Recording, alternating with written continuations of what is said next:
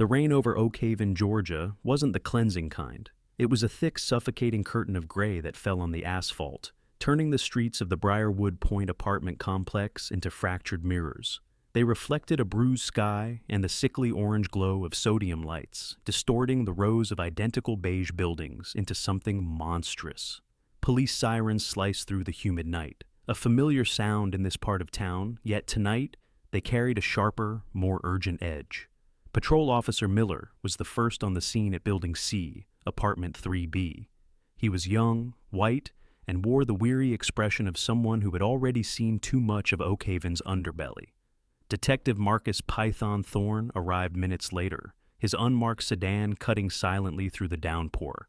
At 52, Thorne moved with a deliberate slowness that younger cops mistook for fatigue.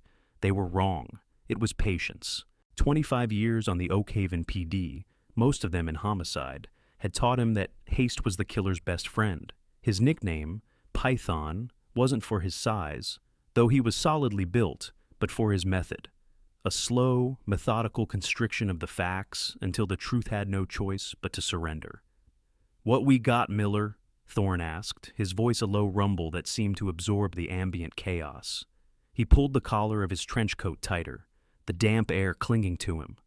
"Looks like a domestic gone wrong, Detective," Miller said, gesturing toward the open apartment door. His tone was dismissive, tinged with a casual prejudice Thorne knew all too well.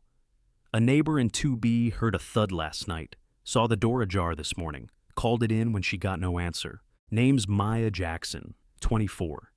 Miller handed over a Ziploc bag containing a driver's license. A beautiful young black woman smiled out from the plastic, her eyes full of a life that was now extinguished. Thorne stepped past the yellow tape, his eyes immediately taking in the scene.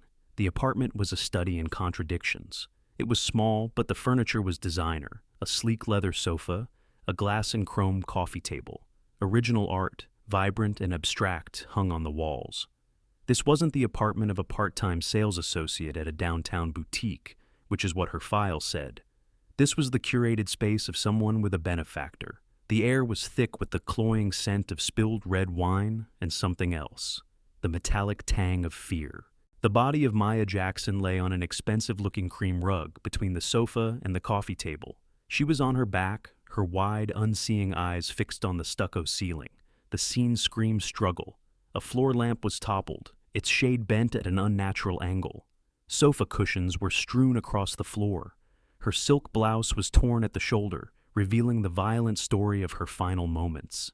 But it was the marks on her neck that held Thorne's attention. Dark, brutal bruises in the shape of fingers sunk deep into her skin. Classic strangulation. Killer was strong, real strong, Dr. Evans, the medical examiner, murmured from his crouched position beside the body. Looks like he used his bare hands. Time of death, I'd say roughly 12 to 14 hours ago. Sometime last night. Thorne nodded slowly, his gaze sweeping the room again, cataloging every detail. The overturned wine glass, the half-empty bottle of a vintage that cost more than Miller's weekly paycheck, a glossy fashion magazine. "No signs of forced entry," Miller added, pointing to the door lock. "She knew him, or she let him in." It was a clean scene, almost too clean for a crime of passion. The killer's rage was evident on the body, but his exit was controlled. Thorne felt a familiar unease prickle the back of his neck. This wasn't just a domestic gone wrong. This was different. He moved closer to the body, kneeling beside Dr. Evans. He respected the ME's work, but his own eyes were his most trusted tool. He looked at the violent ligature marks, the terror frozen on Maya's face. Then he saw it. Something Dr. Evans, in his initial assessment, had missed. Something almost invisible against the deep purple of the bruising on the side of her neck. It was a tiny puncture mark, no bigger than the head of a pin, surrounded by a faint, localized discoloration that was different from the other bruises. It was precise, deliberate. "Doc," Thorne said, his voice low and intense. "Get your light over here. Look closer." Dr. Evans adjusted his glasses, leaned in, and shined a penlight on the spot. He paused, his breath catching. "Well, I'll be damned," he whispered, looking up at Thorne with a new kind of seriousness in his eyes. "That's a needle mark, a fresh one." The air in the room suddenly felt colder, heavier. This wasn't a crime of passion. This wasn't a fight that got out of hand. This was an execution. The discovery of the needle mark changed everything. It shifted the narrative from a chaotic, emotional outburst to a cold, calculated act. A strangulation could be impulsive. An injection was premeditation. As the forensics team swarmed the apartment with a renewed sense of purpose, Thorne stood back, letting the implications settle. Whoever killed Maya Jackson hadn't just wanted her dead. They had wanted her subdued, controlled, and silenced with chilling efficiency. "All right, turn this place upside down," Thorne commanded, his voice cutting through the procedural hum. "I want every fiber, every print, every damn speck of dust you can find. This is not what it looks like." The younger officers, including Miller, exchanged glances. The unspoken sentiment hung in the air. It's just another dead girl in a bad part of town. Thorne saw it in their eyes. The easy categorization, the lazy assumptions born from patrolling a city starkly divided by wealth and race. To them, a young black woman living beyond her apparent means was a simple equation that always ended in trouble. It was a narrative Thorne had fought against his entire career, a subtle poison that could contaminate an investigation from the start. He refused to let it happen here. He began his own methodical search, his eyes scanning for the out-of-place detail that told the real story. He moved into the small bedroom. Like the living room, it was furnished with an expense that defied her listed income. A jewelry box on the dresser was open, revealing a tangle of gold chains and diamond earrings. A purse on the bed contained over $500 in cash. Robbery was off the table. This was personal. His attention was drawn to the fireplace, a non-functional, decorative piece in the corner of the living room. The grate was clean, except for a small pile of ash and a few charred scraps of paper. It was a gas fireplace, rarely used for burning anything but a fake log. Someone had deliberately destroyed something here. Kneeling down, Thorne carefully used a pair of tweezers from his kit to sift through the ashes. Most of the paper was gone, turned to gray dust. But one piece, slightly larger and thicker than the rest, had survived, its edges blackened and curled. He carefully lifted the fragment. It was a piece of a photograph, printed on the high-quality glossy paper. The heat had warped and discolored it, but the image was still discernible. It was a sliver of a scene, a moment frozen in fury. On one side, he could make out the sleeve of Maya Jackson's distinctive trench coat. On the other, the face of a white woman, her features contorted in a mask of rage and contempt. She was impeccably dressed, her blonde hair styled in a severe, expensive cut. Her lips were pulled back in a snarl, and her finger was pointed accusingly. Behind her, blurred but unmistakable, was the silver hood ornament of a high-end luxury car, a Mercedes-Benz. Thorne felt his pulse quicken. This was it. This was the conflict. The woman in the photograph wasn't just angry. She radiated a sense of absolute authority, of someone who believed she was untouchable. Her expression was one of pure, unadulterated scorn, the kind reserved for something, or someone, you consider utterly beneath you. It was the face of Oak Haven's other side, the world of manicured lawns and old money, a world that rarely intersected with Briarwood Point, unless it was to issue a command or a threat.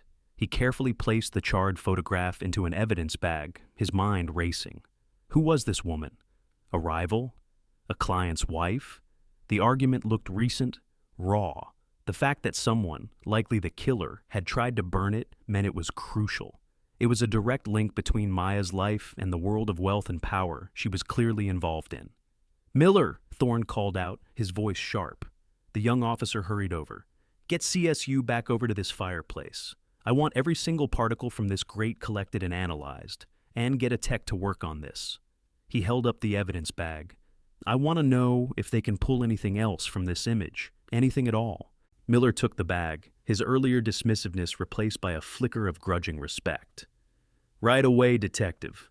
Thorne stood up, dusting the ash from his knees. He looked back at the body of Maya Jackson, now being prepared for transport. The story was getting more complex, its tendrils reaching out from this small, overpriced apartment into the gilded cages of Oak Haven's elite.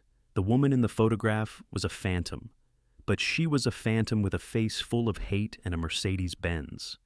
And Thorne knew, with a certainty that settled deep in his bones, that finding her was the key to unraveling this whole damn thing. The case was no longer just about a dead girl. It was about the collision of two worlds, and the photograph was the first piece of debris from the crash. The next morning, the rain had subsided, leaving Oak Haven draped in a thick, oppressive humidity. The air felt heavy, saturated with unspoken secrets. Thorne drove back to Briarwood Point, bypassing the lingering patrol car and heading straight for apartment 2B. The witness, Mrs. Gable, was an elderly woman who had lived in the complex for 30 years. She was the building's unofficial historian, a repository of its comings and goings. She opened the door a crack, her eyes wide with a mixture of fear and morbid curiosity. "Detective? Mrs. Gable, I'm Detective Thorne. We spoke briefly yesterday. I need to ask you a few more questions about Maya Jackson." She ushered him into a small, cluttered apartment that smelled of mothballs and cinnamon. She nervously wrung her hands as she sat at her small kitchen table. "It's just terrible. Such a sweet girl. Always said hello. Quiet, too. Not like some of the others." "You mentioned she had visitors," Thorne prompted gently. "Oh, yes. Men, always wealthy-looking men," she said, lowering her voice conspiratorially. "They'd pull up in cars you don't see in this neighborhood. BMWs, Audis. They never stayed long, always discreet. Maya was very particular about that." Thorne leaned forward, his expression neutral. "Did you ever see a woman visit her? A well-dressed white woman, maybe driving a black Mercedes?" Mrs. Gable's eyes widened. "Oh, you know about her. Yes, that was just a few days ago. It was a whole scene, right out there in the parking lot." She pointed a trembling finger out the window. "This woman, she looked like she belonged in one of those magazines. All sharp angles and expensive clothes. She was screaming at Maya. I couldn't hear everything, but I heard words like disgrace, gold digger, and mistake. Maya, bless her heart, she just stood there and took it for a minute. Then she said something back, real quiet, and this woman, detective, I thought she was going to hit her. Her face was just poison." The description matched the woman in the photograph perfectly. "Did you see the car she was in, Mrs. Gable? Maybe get a look at the license plate?" The old woman shook her head sadly. "Oh, heavens no. I was trying not to be seen. I just saw that it was a big, black, shiny thing. Looked like a hearse for rich people." Thorne thanked her for her time and left, his mind connecting the dots. The confrontation in the parking lot was almost certainly the moment captured in the burned photograph. Maya must have taken the picture as proof, as leverage, a stupid, dangerous move that likely signed her death warrant. Back at the precinct, the atmosphere was tense. The preliminary ME report was on his desk. It confirmed the time of death and the strangulation, but the toxicology report on the injection was still pending. What mattered now was the photograph. He walked over to the forensics lab, where a young tech named Sarah was hunched over a large monitor. "Anything for me, Sarah?" Thorne asked. "Maybe," she said, not looking up from her screen. The photo fragment was badly damaged, but the quality of the original print was exceptional. "I was able to use a polarized light scanner to enhance the contrast on the reflective surfaces. Most of it is just a blur of black paint." "But," Thorne pressed. "But," she said, a hint of triumph in her voice, "the license plate was at the perfect angle to catch the flash or a reflection. The heat warped the plate itself, but the impression on the photograph, it's like a ghost image." She clicked her mouse, and a grainy, distorted section of the image filled the screen. A series of letters and numbers, barely legible, swam in a sea of digital noise. "I ran it through a deconvolution algorithm a few times. It's not perfect, but I've managed to pull a partial. The first three letters are solid, GAP. The numbers are a mess, but I'm pretty sure the last two are 88. Thorne's mind raced. GAP, 88. It wasn't a full plate, but in Georgia, that could be enough. And the car? Definitely a late model Mercedes S-Class, black, just like your witness said. Thorne felt a jolt of adrenaline. This was the break he needed. "Run it," he said. "Run every combination of GAP with a wildcard search ending in 88. Cross-reference it with any vehicle registered to a corporation or a private owner in the greater Atlanta area." He paced the small lab as Sarah's fingers flew across the keyboard. The search query was complex, and the database was massive. Minutes felt like hours. The hum of the computer servers was the only sound. "Detective?" Sarah said, her voice quiet. "Talk to me. I've got a match, a single match for a black 2022 Mercedes S580 registered in Fulton County, plate number GAP 5288. She paused, turning to look at him, her eyes wide. "It's registered to a holding company." "Which one?" Thorne asked, already knowing the answer but needing to hear it. "Parker Industries, Inc." Thorne stood motionless for a moment, the name hanging in the air like a death sentence. Parker Industries. The real estate empire that had reshaped Oak Haven's skyline, run by the notoriously private and powerful Andre Parker. He was a titan, a man who moved in circles so high they barely touched the ground. And now, his company car, and likely his wife, were tied directly to a screaming match with a murdered girl from the wrong side of the tracks. The python had its first real grip on the prey. The next step was to squeeze. The headquarters of Parker Industries was a monument to modern capitalism, a sleek, imposing tower of glass and steel that pierced the Oak Haven sky. It was designed to make anyone who entered feel small. Detective Thorne was not a man easily intimidated. He walked through the cavernous marble lobby, his worn leather shoes silent on the polished floor, a stark contrast to the clicking heels and sharp suits of the people rushing past him. They were the architects of a new South, all gleaming teeth and ambition, and they looked through him as if he were part of the furniture. Andre Parker's office was on the top floor, a panoramic suite that offered a god's-eye view of the city he had helped build. When Thorne was ushered in, Parker was standing by the floor-to-ceiling windows, his back to the door. He was a tall man, impeccably dressed in a tailored suit that probably cost more than Thorne's car. He turned slowly, and Thorne was met with a gaze as cold and hard as the glass tower around them. "Detective?" Andre Parker said, his voice smooth and devoid of any real warmth. He didn't offer a handshake. "My assistant said it was urgent. I have a board meeting in 30 minutes. "This will be quicker if you're cooperative, Mr. Parker," Thorne said, taking a seat without being invited. He let the silence stretch, a tactic that often unnerved men used to controlling every conversation. "I'm investigating the murder of a young woman named Maya Jackson." Not a flicker of emotion crossed Parker's face. It was a perfect mask of indifference. "I read about it in the news, a tragedy, but I fail to see what it has to do with me." "Your company's Mercedes S-Class was seen at her apartment complex a few days ago," Thorne stated flatly. "Witnesses saw a woman getting out of that car and having a very loud, very public argument with Ms. Jackson." Parker finally moved, walking over to his massive mahogany desk and sitting down. He steepled his fingers, a gesture of calm authority. "My wife Naomi occasionally uses that car. She is a passionate woman. She involves herself in various charitable endeavors. Sometimes these situations can become heated." "Is charitable endeavor what you call warning your mistress to stay away from you?" Thorne countered, his voice like flint. For the first time, a crack appeared in Parker's icy facade. A muscle in his jaw twitched. "I don't know what you're talking about. Miss Jackson was a consultant. I hired her on occasion to accompany me to corporate events where a host was required." "A consultant," Thorne repeated, letting the word hang in the air. "That's an expensive word for an escort. We've seen the wire transfers, Mr. Parker. Thousands of dollars a month, flowing from a shell account directly to her. That's a lot of money for a +1 to a few boring dinners." "My finances are my own business," Parker said, his voice dropping to a near whisper, laced with menace. "And I can assure you, I was nowhere near her apartment on the night she was killed. I was in a meeting with the mayor and 3 city council members until midnight, discussing the new downtown redevelopment project. My alibi is airtight." Thorne knew it was. He'd already made the call. Parker was covered, but alibis could be bought and other people could be hired. "What about your wife, Mr. Parker? Where was she on Wednesday night?" "Naomi was hosting the annual Children's Hospital Gala. There were over 300 guests. Her alibi is as solid as mine." He leaned back, a smug look creeping into his eyes. "You're barking up the wrong tree, detective. This girl, she lived a high-risk lifestyle. You should be looking at the other men, the ones who don't have my resources or my reputation to protect."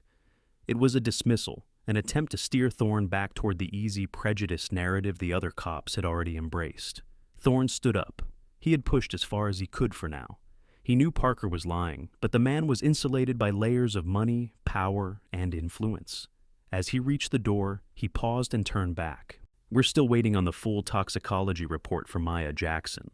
There were complications. He let the vague word hang there, watching for a reaction. Parker's face remained a blank slate. I'm sure the Oak Haven PD is more than capable of handling it. Now, if you'll excuse me, I have a city to run. As Thorne walked out of the gleaming tower and back into the humid reality of the street, his phone buzzed. It was Dr. Evans from the ME's office.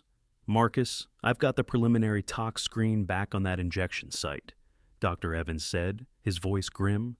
"It's definitive." "What is it?" Thorne asked, stepping into the shadow of an awning. "Succinylcholine. It's a neuromuscular blocking agent, a paralytic. In high doses, it causes complete muscle paralysis, including the diaphragm. The victim would be conscious, unable to move, unable to breathe, unable to scream." A chill went down Thorne's spine, a cold dread that had nothing to do with the weather. He pictured Maya Jackson, lying on her floor, her mind wide awake, and screaming in silent terror as her body betrayed her, completely helpless as her killer's hands closed around her throat. "It's a professional's tool, Marcus," Dr. Evans continued, "used by anesthesiologists and people who know exactly how to kill without leaving a fight. This wasn't just a murder. This was a monster at work." Thorne hung up the phone, his gaze fixed on the Parker Industries tower. Andre Parker's alibi might be made of iron, but the murder of Maya Jackson was now coated in a layer of professional cruelty that spoke of immense resources and a complete lack of humanity. The wall of ice he had just faced was hiding something far more sinister than a simple affair. It was hiding a monster. The Parker residence was in North Oak Haven, a world away from Briarwood Point. It wasn't a house, it was an estate. A sprawling colonial-style mansion sat at the end of a long, winding driveway, surrounded by acres of manicured lawns that looked like they were trimmed with surgical scissors. The air here was different, cleaner, quieter, scented with jasmine and money. Thorne felt the shift as soon as he passed through the wrought iron gates. This was a place built to keep the outside world at bay. The door was opened by a maid in a crisp gray uniform who led him into a grand foyer with a soaring ceiling and a chandelier that dripped crystals like frozen tears. A moment later, Naomi Parker descended the grand staircase. She moved with the practiced grace of a runway model, her posture perfect, her expression a carefully constructed mask of polite curiosity. She was the woman from the photograph, but in person, her beauty was sharper, colder. It was a weapon. "Detective Thorne," she said, her voice a smooth, cultured purr. "To what do I owe this visit? My husband informed me you were asking questions." "The murder of Maya Jackson, Mrs. Parker," Thorne said, his voice intentionally flat, refusing to play along with her social games. "I believe you knew her." Naomi Parker settled into a pristine white armchair, crossing her legs elegantly. "I knew of her. She was one of my husband's indiscretions. A regrettable but ultimately insignificant matter. Her dismissal was absolute, as if she were talking about a fly she'd had to swat. It became significant enough for you to confront her in a parking lot a few days ago," Thorne countered, watching her closely. She didn't flinch. "The girl was getting bold. She had the audacity to call my home. I simply put her back in her place. I reminded her of the rules of the game she was playing. Some people need to be reminded of their station in life." The words were delivered with a chilling lack of emotion, a statement of fact from her point of view. The racism wasn't overt. It was woven into the very fabric of her words, in the casual dehumanization of the girl and the reference to her station. "And where were you on Wednesday night, Mrs. Parker, between 9 p.m. and 11 p.m.? "I was at the Children's Hospital Gala, Detective," she replied with a faint condescending smile. "I was the chairperson. I gave the opening address at 7:30 and the closing remarks at 10:45. There were 300 witnesses, including the mayor and half the state senate. My photo was taken at least 100 times. I can assure you my alibi is unassailable." She was right, and she knew it, but Thorne wasn't looking for holes in her alibi anymore. He was looking for cracks in her composure. As she spoke, she gestured with her hand, and for a second, he saw it. A small, dark red scratch, almost healed, on the back of her hand, near the knuckles of her expensive, diamond-encrusted wedding ring, and then his eyes drifted to the purse resting on the table beside her. It was an iconic Hermos Birkin bag, a status symbol worth tens of thousands of dollars. Near the clasp on the pristine black leather was a tiny, fresh scuff mark, a faint line, as if it had scraped against something rough, like the grate of a decorative fireplace. It was tenuous, circumstantial at best, but it was something. "This girl, Maya, was she blackmailing your husband?" Thorne asked, changing tactics. "Blackmail is such an ugly word," Naomi said with a delicate shrug. "She was leveraging an unfortunate situation. It's what her kind does, but Andre was handling it. By paying her off? We know about the money, Mrs. Parker. Money is a tool, detective. It solves problems. This one was no different." She stood up, a clear signal that the interview was over. "Now, if you don't mind, I have a charity board meeting to prepare for. I trust you can see yourself out." Thorne left the sterile perfection of the Parker mansion and drove to a small, unassuming coffee shop on the other side of town. He had called Maya's best friend, a young woman named Chloe Jones, and asked to meet. Chloe was terrified. Her eyes darted around the coffee shop nervously as she clutched a lukewarm cup of tea. "The police, they think it was one of her clients, don't they?" she whispered, her voice trembling. "We're looking at all possibilities," Thorne said gently. "Chloe, I need you to be honest with me. Did Maya ever mention being in serious trouble? Was she afraid of anyone?" Chloe hesitated, biting her lip. Tears welled in her eyes. She was excited and terrified, both at the same time. She took a shaky breath. "Detective, Maya was pregnant." The word hit Thorne like a physical blow. A baby. That changed the entire dynamic. It wasn't just about money anymore. It was about legacy, inheritance, a permanent link to the Parker dynasty. "It was Andre Parker's," Chloe continued, the words rushing out now. She was sure of it. He was obsessed with her. At first she was going to get rid of it, but then she saw it as her way out, her ticket to a real life. "So she was blackmailing him," Thorne stated. "She called it her life insurance," Chloe whispered, leaning closer across the table. "She told me she had something on him, something huge, not just the affair. She said she had proof that could ruin him, utterly. She kept it all on a digital file, hidden away. She said if anything ever happened to her, that file would be her justice." Thorne felt a cold certainty settle in his gut. A baby and a secret file. Maya Jackson hadn't just been a nuisance to the Parkers. She had become an existential threat. And threats to empires like the one the Parkers had built weren't just handled, they were eliminated. The concept of Maya's life insurance file consumed Thorne. It was the ghost in the machine, the missing piece that could explain the brutal efficiency of her murder. A simple affair could be managed with money and NDAs. A pregnancy was a complication. But a file that could utterly ruin a man like Andre Parker?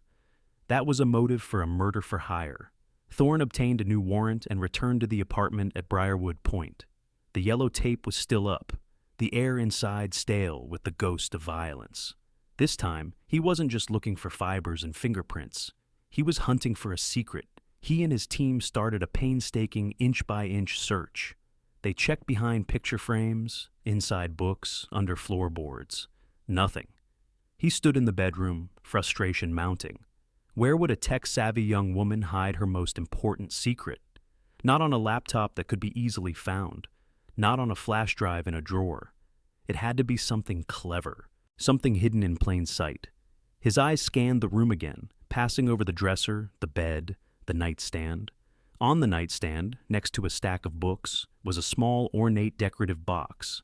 Inside was a collection of miniature glass animals. A cat, a dog, a small bird. They seemed like simple trinkets. He was about to close the box when something caught his eye. The cat figurine, made of black glass, had bright emerald green eyes. But one of the eyes seemed different. It didn't reflect the light in the same way. It was flat, matte. Thorne picked it up, his heart starting to beat a little faster. He turned the small figurine over in his hand. It was a lens, a tiny, almost perfectly integrated camera lens. It was a spy camera, the kind you'd see in movies, so small it was almost unbelievable. He looked at where the figurine had been placed on the nightstand. It had a perfect, unobstructed view of the entire room, including the bed. It was meant to capture everything.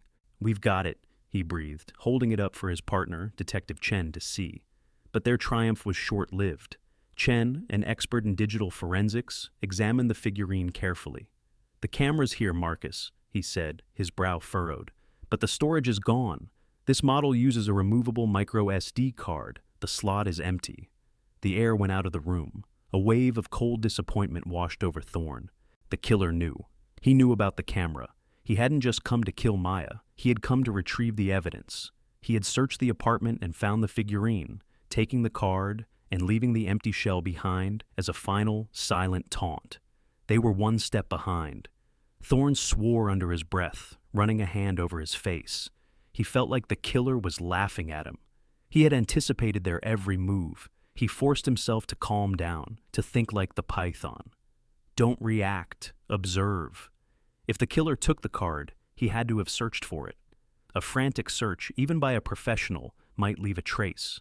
He went back to the primary crime scene photos, displaying them on a tablet, zooming in, enhancing details. He spent nearly an hour staring at the images, comparing them to the current state of the room. Everything seemed to be in its place, just as it was in the photos. Then he saw it. It was so small, so insignificant, that the initial forensics team had completely missed it. In a photo of the floor near the wall by the window, there was a heavy cast-iron heating grate for the building's old ventilation system. In the photo, the grate was clean, the surrounding wooden floor pristine. But now, looking at the same spot in the room, Thorne could see faint, almost invisible smudges on the floorboards right at the edge of the grate. And on the black metal of the grate itself, there were thin, hairline scratches near the screw holes, as if a tool had been used to hastily pry it open. Kneeling down, he examined the area more closely. He could now see faint traces of what looked like dirt or mud, ground into the grain of the wood. It was a different kind of dirt than the grime you'd expect in an old apartment building. It was darker, wetter. It looked like something that had been tracked in from outside.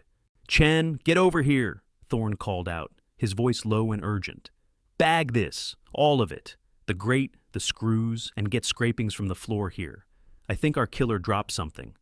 His theory began to form. Rapid fire. The killer arrives. He subdues Maya with the injection. He strangles her. Then he begins his primary mission. Find the recording. He finds the cat figurine, but maybe he fumbles the tiny SD card in the dark. It's no bigger than a fingernail. It could have skittered across the floor. He imagines the killer on his hands and knees, frantically searching. He sees the grate. In a moment of panic or haste, he assumes the card fell through the slats. He pries the grate open, reaches into the dark, dusty ductwork, searching. Then he flees. It was a long shot, a desperate hope. But it was the only hope they had. The killer had been meticulous, professional, but he was still human. And humans under pressure make mistakes. They get clumsy, they leave traces.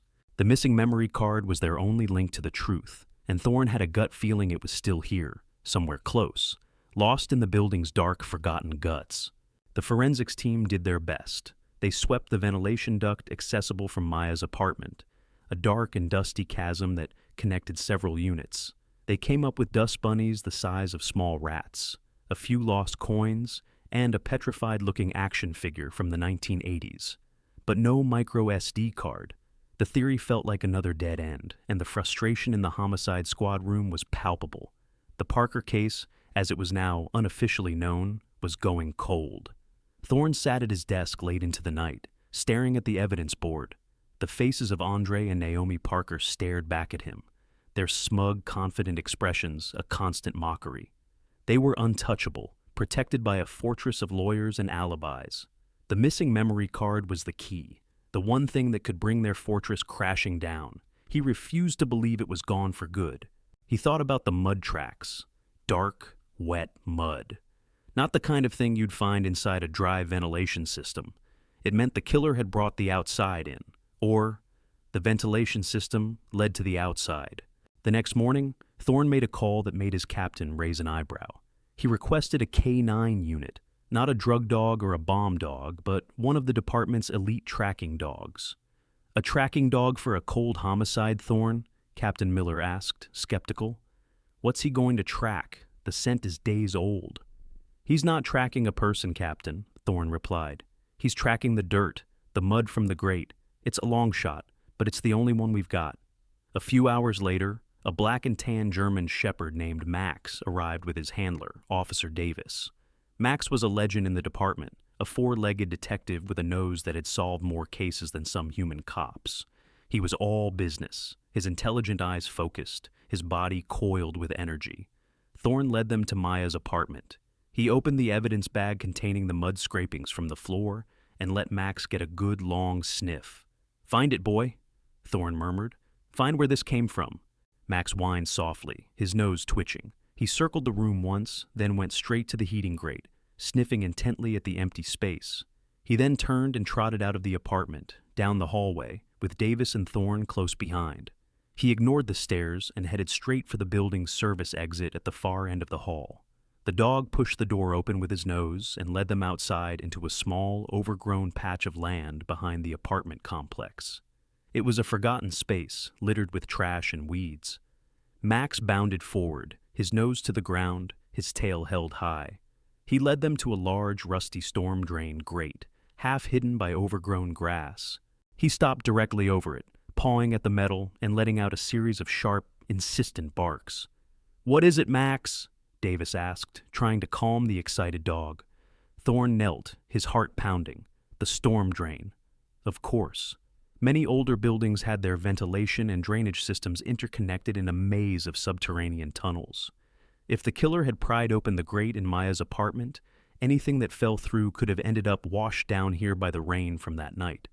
It took 2 patrol officers and a crowbar to pry the heavy iron grate open. The smell that wafted up was foul, a mixture of stagnant water and decay. Thorne shined a high-powered flashlight into the darkness. It was a concrete basin, about 4 feet down, slick with algae and filled with a few inches of murky water and a sludge of leaves and debris. "Get CSU down here with waders and a sieve," Thorne ordered. "I want every inch of this basin filtered." For the next hour, a forensics officer stood in the muck, painstakingly scooping sludge into a fine mesh sieve, rinsing it with bottled water, and sorting through the contents. It was disgusting, soul-crushing work. They found bottle caps, cigarette butts, a lost car key. The hope that had surged through Thorne began to ebb away. "Wait," the officer in the drain said, his voice muffled. "I've got something." He reached into the sieve and pulled out a tiny object, holding it between his gloved thumb and forefinger. It was covered in grime, but its shape was unmistakable. A micro SD card. A collective breath was held as he carefully rinsed it under the water. Then came the gut punch. The card was snapped almost perfectly in half. A clean break, right across the middle. "Damn it!" Chen cursed from the edge of the drain. "It's useless. The flash memory chips are probably shattered." Thorne stared at the broken piece of plastic, a tiny symbol of their near victory. The killer hadn't just lost the card. He had likely found it later, maybe by coming back to the scene, and destroyed it before tossing it down the drain. He was thorough, diabolically thorough. But as the forensics officer bagged the 2 broken pieces, Thorne saw something, a glint of hope in the wreckage. The break was clean, but it wasn't a shatter. It was a snap. "Get it to the lab," Thorne said, his voice regaining its steel. "Get it to Sarah. Tell her to handle it like it's the Dead Sea Scrolls. If there's even a single data fragment left on either of those pieces, I want it." The monster had tried to erase his sins, but he'd left behind the broken pieces. And sometimes, from the pieces, you could rebuild the truth. The forensics lab at the Oak Haven PD became a sanctuary of desperate hope. Sarah, the young tech, treated the 2 halves of the micro SD card like a surgeon performing a heart transplant. The plastic casing was shattered, but she carefully extracted the minuscule memory chips. One was completely fractured, useless, but the other, by some miracle, was intact. "The main controller chip is fried," she explained to Thorne, who was hovering over her shoulder like an anxious father. "But the NAND flash memory itself, some of the sectors might be readable. It's a process called chip-off forensics. It's delicate, and it might yield nothing." For 2 days, Thorne was on edge. The silence from the lab was deafening. He and his team continued to dig into the Parkers' lives, building a mountain of circumstantial evidence, but they lacked the smoking gun. They had motive, they had opportunity for a hired party, but they had no direct link. The broken memory card was everything. On the third day, Sarah called him. "You need to see this, detective." Thorne was in her lab in minutes. The screen showed a series of corrupted file names, but Sarah had managed to recover fragments from the last video recorded. The video quality was terrible, pixelated and distorted, the colors bleeding into one another. It was a nightmare vision, a glimpse into Maya's final moments. The footage was from the spy camera in the glass cat. It showed the bedroom, dimly lit. A tall, powerfully built man entered the room. He was dressed in dark, tactical-style clothing, and he moved with the fluid, silent grace of a predator. His face was never clearly in the frame. He was a pro, always aware of potential surveillance, keeping his head angled away. The video was silent for a few seconds. Then the audio, corrupted but partially restored, crackled to life.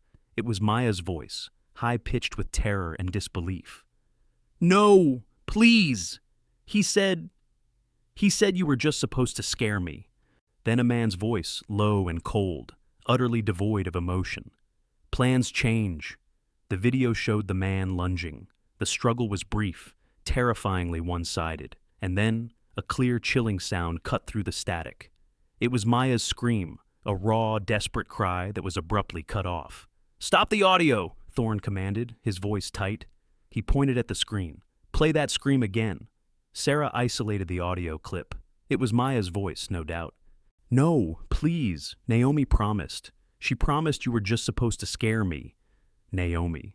She had said Naomi's name. It was right there, a voice from the grave, directly implicating the Ice Queen in the Parker mansion. It was the link. The direct, undeniable link. "There's more," Sarah said, her face pale. She advanced the video frame by frame. The image was a blur of motion as the killer attacked. But for a split second, as the killer's hand came up toward Maya's neck with the syringe, the light from the bedside lamp caught it. "Zoom in. Right there," Thorne ordered. Sarah enhanced the image, the pixels slowly resolving into a clearer, though still grainy picture. The killer was wearing thin black gloves. But on his ring finger, over the glove, he wore a ring. It was a distinctive piece of jewelry, not a wedding band. It was a signet ring, dark metal with a complex crest etched into its surface.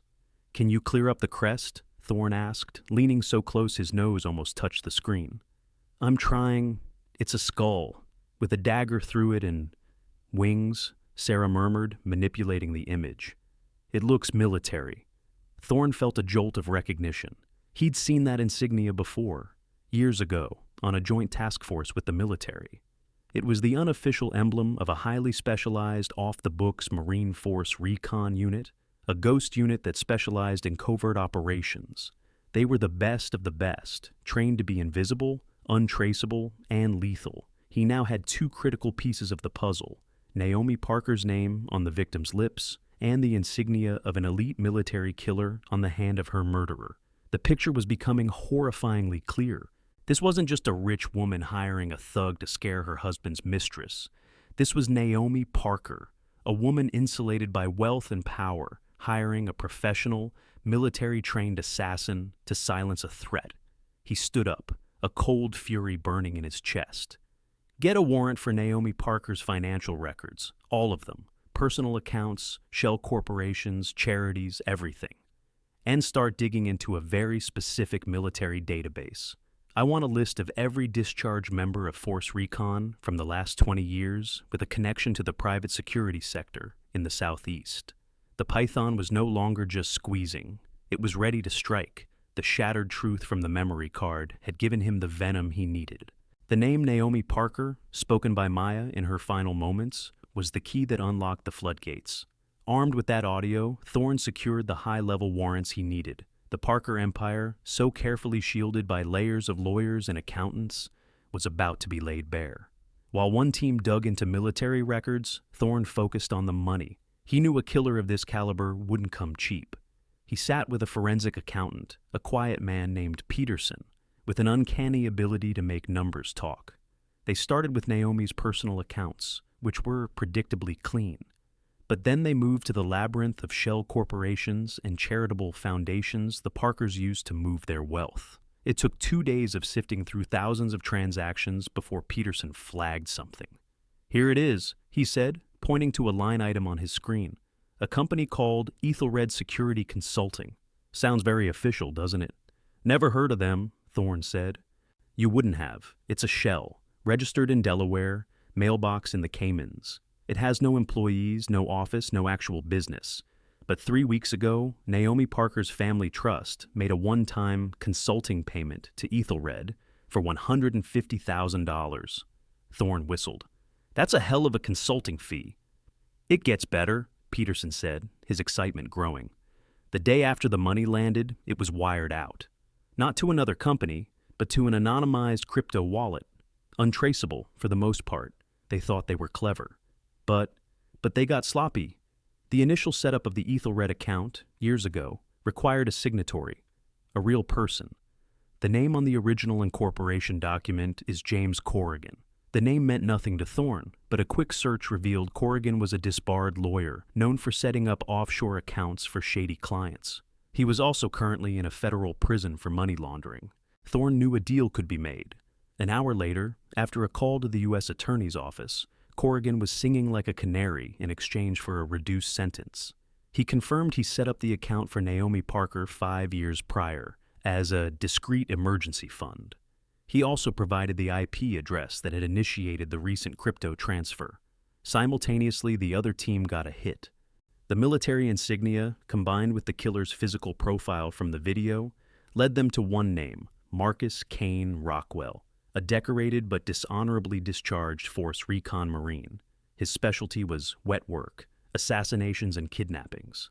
After leaving the military, he'd vanished into the world of private contracting, becoming a ghost, a mercenary known only by his call sign, the Ghost. His last known location was somewhere in the southeastern U.S. The final piece clicked into place when Chen cross-referenced the IP address from the crypto transaction. It pinged from a burner phone that had been activated for only 2 hours in a small town just outside Atlanta. Using cell tower data, they triangulated the phone's location during that 2-hour window. It was a motel right off the interstate.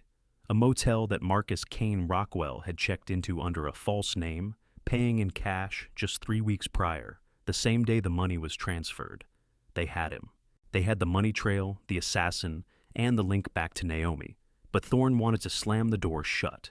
He requested a warrant for all of Naomi Parker's encrypted communications. It was a long shot, but sometimes the arrogant believe they are too smart to be caught. They were right. Naomi was smart. She used a highly secure encrypted messaging app, but the Ghost, her hired killer, had made a mistake. He had failed to wipe his burner phone correctly before discarding it. The state police had recovered it from a ditch a week ago during a routine highway cleanup. It was logged as anonymous trash. Thorne had it retrieved from evidence. Chen worked his magic. He managed to recover data fragments from the phone's memory, and on it, he found the conversation. A series of encrypted texts between a user named Regent, Naomi, and Ghost, Rockwell.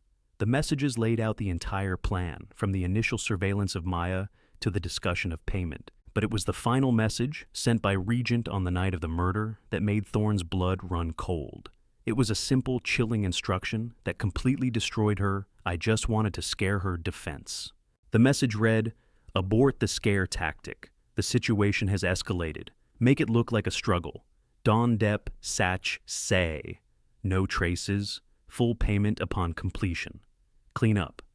The Vietnamese phrase, Don Depp, Satch, Say, was a piece of military slang Rockwell would have known, a cold, dehumanizing euphemism for killing and sanitizing a scene. It was a direct order to kill. There was no ambiguity, no room for excuses. Naomi Parker hadn't just hired a man to intimidate her rival. She had ordered a professional hit, signed, sealed, and delivered via a text message as casually as if she were ordering groceries. Thorne now had her dead to rights. The time for games was over. Thorne didn't go to the Parker mansion alone this time. He went with his captain and a full arrest detail. The air of quiet authority had been replaced by the grim finality of the law. The uniformed officers were a stark blue presence against the pristine white of the estate. Naomi met them in the grand foyer, her face a mask of practiced indignation, but Thorne could see the flicker of panic in her eyes. She knew this wasn't another casual visit. "This is harassment, detective," she began, her voice sharp. "I have told you everything I know." "You've told us a story, Mrs. Parker," Thorne said, his voice level and cold. He held up a tablet, the screen dark. "The truth, as it turns out, is far more interesting." He didn't show her the evidence yet. He wanted her to squirm. "We recovered the data from the camera in Maya Jackson's bedroom." Her composure cracked. A visible tremor ran through her hand. "That's impossible. On it, we can hear Maya, in her last moments, saying your name. She said you promised she would only be scared." He watched the blood drain from her face. "But that wasn't the only promise made that night, was it? We also have your financial records. The $150,000 payment to a shell company controlled by a mercenary named Marcus Rockwell, also known as the Ghost." Naomi staggered back a step, her hand flying to her throat. She looked cornered, trapped. But even now her mind was working, calculating. Thorne delivered the final blow. He turned on the tablet, displaying the encrypted text message in bold letters on the screen. "Abort the scare tactic. Make it look like a struggle. Don Depp Satch Say." The silence in the foyer was absolute. The grand empty space seemed to amplify the weight of her guilt. Naomi Parker, the untouchable queen of Oakhaven society, finally broke. But her collapse was as calculated as her crime. Tears, perfect and crystalline, welled in her eyes and streamed down her flawlessly made-up cheeks. It was a performance, but a masterful one. "He twisted my words," she sobbed, sinking into a nearby chair. I was desperate. This girl was going to destroy my family, my husband. I hired him to persuade her to leave town. That's all. He told me the extra money was for a guaranteed resolution. I thought he meant he'd pay her off, create a new identity for her. I never, ever wanted her dead." She looked up at Thorne, her eyes pleading. "When he told me what he'd done, I was horrified, but he threatened me. He said he had recordings of our calls, that he'd drag me down with him if I went to the police. I was a victim too." It was a brilliant, self-serving narrative. She painted herself as a terrified, manipulated woman, pushing all the blame onto the monstrous killer she had unleashed. To save herself, she gave them everything she had on Rockwell: his real name, his likely habits, a few potential locations he had mentioned. She was cutting her losses, sacrificing her pawn to save the queen. As the officers moved in, reading her the Miranda rights, the front door opened. Andre Parker walked in, flanked by a team of stone-faced lawyers. He didn't look at his crying, handcuffed wife. He didn't look at the police officers. He looked directly at Detective Thorne. His face was not one of a grieving husband or a shocked spouse. It was the face of a man whose carefully constructed world was collapsing. But there was something else there too, a flicker of something that looked almost like relief. As the officers led Naomi away, Andre took a step forward. His lawyer put a hand on his arm, but he shook it off. His eyes, cold and calculating, locked with Thorne's. "You have no idea what you've done," Andre Parker whispered, his voice low and venomous. "You think this was about an affair? About a baby?" He gave a short, bitter laugh that held no humor. "You just arrested the wrong person for the right crime." He paused, letting the words sink in. A final, chilling move in a game Thorne didn't even know he was playing. That baby, that wasn't the only secret Maya was about to expose. With that, he turned and walked away, leaving Detective Thorne standing in the marble foyer with the sudden, horrifying realization that the murder of Maya Jackson was just the tip of a much larger and much darker iceberg. The case wasn't over. He had only just scratched the surface. Andre Parker's final words haunted Thorne. They reeked of a truth far more damning than a simple affair. With Naomi in custody and the ghost now a federal fugitive, Thorne used the leverage of Andre's cryptic statement to get a new set of warrants, this time aimed directly at the heart of Parker Industries' financial dealings. What he and the forensic accountants found was staggering. Maya Jackson's life insurance file wasn't just about a secret love child. That was merely the emotional leverage.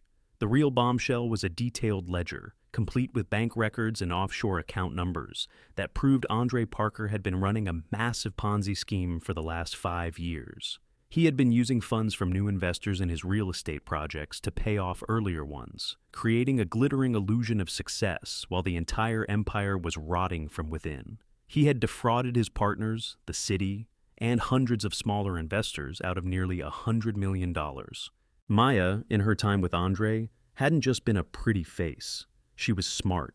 She had seen things, overheard conversations, and pieced together the truth. The file she compiled wasn't just a threat to his marriage. It was a threat that would have sent him to federal prison for the rest of his life and obliterated the Parker family name forever. The entire narrative shifted. Naomi hadn't ordered a hit just to save her social standing. She had done it to save their kingdom, to protect the stolen fortune she had grown accustomed to. The murder of Maya Jackson wasn't a crime of passion. It was a corporate decision, a brutal line item on a balance sheet of secrets and lies. Andre's chilling statement in the foyer wasn't an admission of his own guilt in the murder, but a bitter acknowledgement that Naomi had killed the one person who could have exposed him. In his own twisted way, he was grateful. A week later, a SWAT team, acting on a tip from one of Rockwell's jilted former associates, cornered the Ghost in a rundown motel in rural Alabama. He didn't surrender. The ensuing firefight was brief and violent. Marcus Kane Rockwell died as he had lived, in a hail of gunfire, taking his secrets with him. The case was officially closed. Naomi Parker, facing overwhelming evidence, took a plea deal, confessing to second-degree murder to avoid a trial that would have publicly aired all the family's dirty laundry. She was sentenced to 25 years to life. Andre Parker, exposed by the investigation that followed, was indicted on dozens of federal fraud charges. The Parker empire collapsed overnight. Months later, Thorne sat in his office, the rain once again streaking the window pane. The Oak Haven skyline looked the same, but he saw it differently now. He saw the rot behind the glass and steel. The case was a victory, a major career accomplishment. But it felt hollow. There was a soft knock on his door. It was Chloe Jones, Maya's friend. She had come to collect a small box of Maya's personal effects that had been cleared from evidence. "I'm leaving Oak Haven," she said quietly, her eyes still holding a deep sadness. "Too many ghosts here." "I understand," Thorne said. He hesitated, then asked the question that still lingered. "Chloe, do you think Maya ever really loved him? Or was it all just a plan?" Chloe thought for a long moment, twisting a paperclip in her hands. I think she wanted to," she said finally. "She wanted the life he represented, a family, security, a way out. The baby wasn't just leverage, it was a real hope for her. A foolish hope. She thought she could play in their world and win. She didn't understand that to people like them, she wasn't a person. She was a complication to be managed. And when she couldn't be managed, she was a problem to be erased." After she left, Thorne stared at the case file on his desk. Maya Jackson, deceased. A life obliterated. An unborn child who never drew a breath. A powerful family destroyed by its own greed.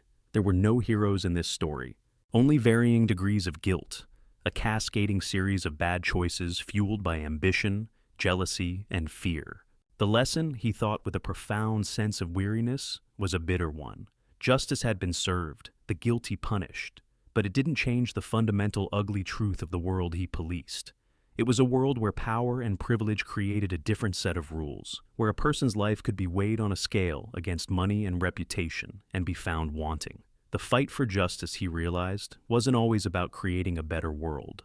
Sometimes it was just about dragging the darkness, kicking and screaming into the light, if only for a moment, before it inevitably seeped back into the shadows.